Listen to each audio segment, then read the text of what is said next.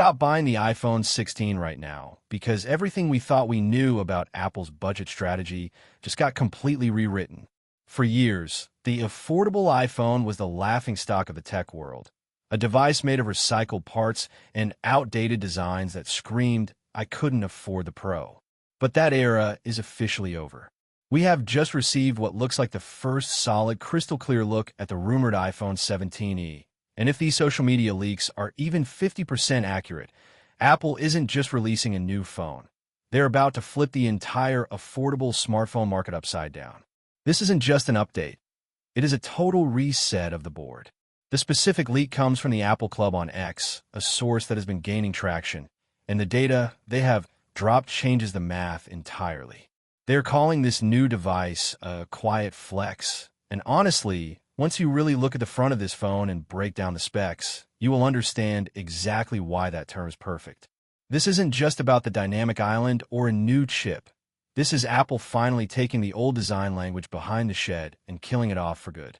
We need to talk about why this budget phone might actually be the smartest, most dangerous buy of 2026, and why it might make the flagship models look like a bad deal.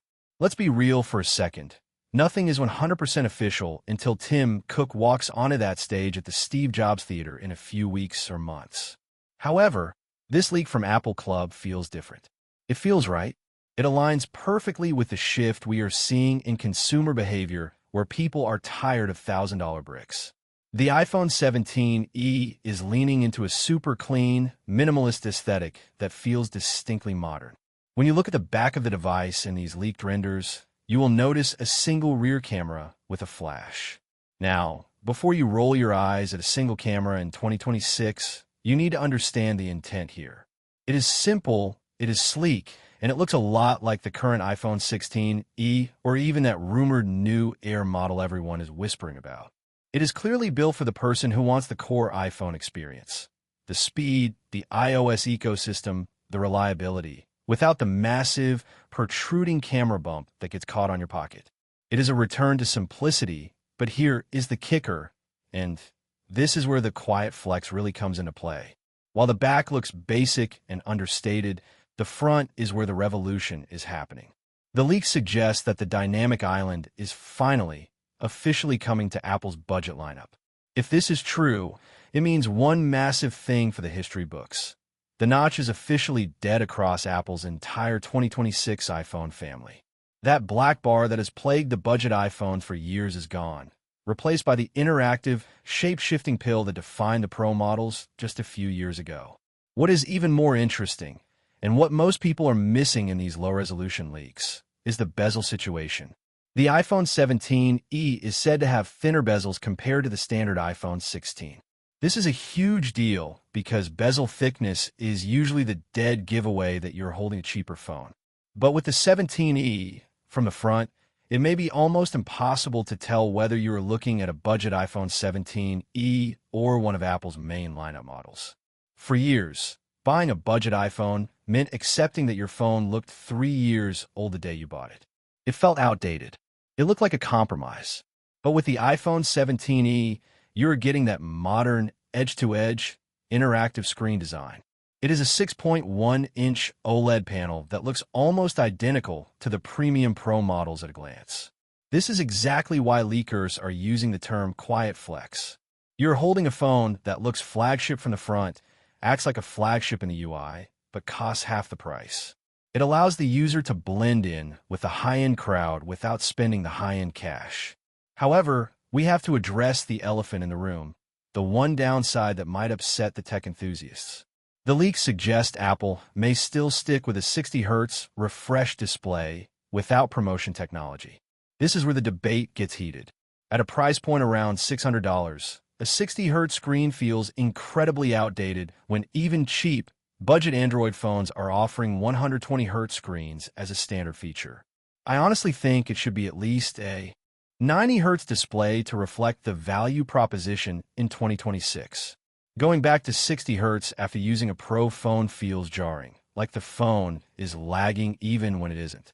However, we have to look at this through the eyes of the average consumer, not the tech reviewer. With a design this clean, and with the inclusion of the dynamic island, most casual buyers probably won't care about the refresh rate. They will see the modern screen, the high-resolution OLED colors, and the Apple logo, and that will be enough. But a pretty screen is only half the story. You can have the best-looking phone in the world, but if it runs like a potato, it is useless. You need the power to back it up, and this is where the iPhone 17e goes from being a nice budget phone to a flagship killer. If you caught our last few videos, we speculated heavily on the chip situation, guessing it might be an older A18 rebadge. But the new data suggests something much more exciting. A downclocked A19 chip is actually happening. This is massive news. Usually, budget phones get the hand-me-down chips, the leftovers from 2 years ago.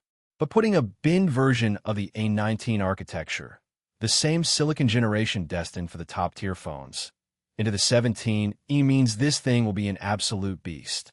We are talking about top-tier performance for gaming, seamless 4K video editing, and arguably most importantly, full support for all the new Apple Intelligence features coming later this year.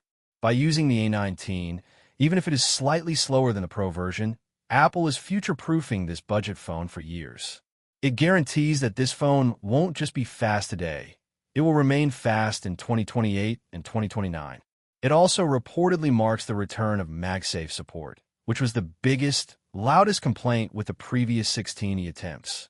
MagSafe has become essential for the ecosystem. Wallets, stands, battery packs, and bringing it back creates that complete iPhone experience. On top of that, you're looking at the new C1X modem for better, more efficient 5G connectivity and a base storage of 256 gigabytes. That storage bump is a silent victory. 128 gigabytes is barely enough these days, so starting at 256 gigabytes is a huge value add. It effectively doubles the lifespan of the phone for the average user who takes lots of photos and videos. So, you have to ask yourself, why is Apple doing this now? Why make the budget phone this good? The answer is simple. They want to dominate the mid-range market quietly, but totally. They are not trying to outspec the Pro models. They're trying to make Pro features accessible to the masses to lock people into the ecosystem. By giving the 17e the dynamic island and the A19 chip, the phone feels modern, but by keeping the single camera and 60Hz screen, it stays practical and affordable. It is designed for students, for minimalists, for corporate fleets, and for anyone who is just tired of carrying around a heavy, $1,000 slab of glass and metal. If this device launches this spring as predicted, it could easily become the default choice for millions of people. It stops being a compromise and starts being a smart choice. You are getting premium Apple build quality, the latest software features, and a modern design without the Apple tax associated with the Pro Max models. It is the ultimate stealth upgrade. This strategy is brilliant because it attacks the Android market where it hurts the most. Usually, people switch to Android mid-rangers because the cheap iPhones look ancient. But if the cheap iPhone looks just like the expensive iPhone, that advantage disappears. The single-camera setup might be a deal-breaker for shutterbugs who need ultra-wide or telephoto lenses. But for the person who just points and shoots to capture a memory, that main sensor on the A19 image signal processor is going to look incredible. It is about prioritizing what people actually use: speed, screen real estate, and battery life, over niche features like 5x zoom or 120Hz scrolling. It is a calculated risk, but one that looks like it is going to pay off. The iPhone 17e is shaping up to be the phone that brings the cool factor back to the budget sector. It is no longer the phone you buy because you have to. It is the phone you buy because you want to be smart with your money. As we get closer to the launch, the leaks are only going to get more detailed, but right now the picture is clear. Apple is closing the gap between the rich and the rest. The notch is dead. The chin is gone. The lag is history.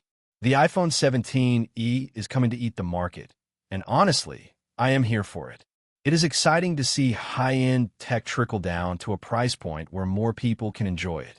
Now, I want to hear from you because this is a divisive topic. Is the single camera setup a total deal breaker for you in 2026? Or is the addition of the dynamic island enough to make you switch or upgrade? Does the 60Hz screen ruin the deal, or do you not really notice it in daily use? Drop a comment below. I read everyone, and I am genuinely curious to see where the community stands on this quiet flex. If this video gave you a fresh perspective on the upcoming lineup and helped you plan your next upgrade, please hit like to help us beat the algorithm. And make sure you subscribe, share the video with your tech friends, and hit the bell icon. You do not want to miss the latest iPhone 18 and iPhone Fold leaks that are starting to surface. Thanks for watching, and I'll see you in the next one.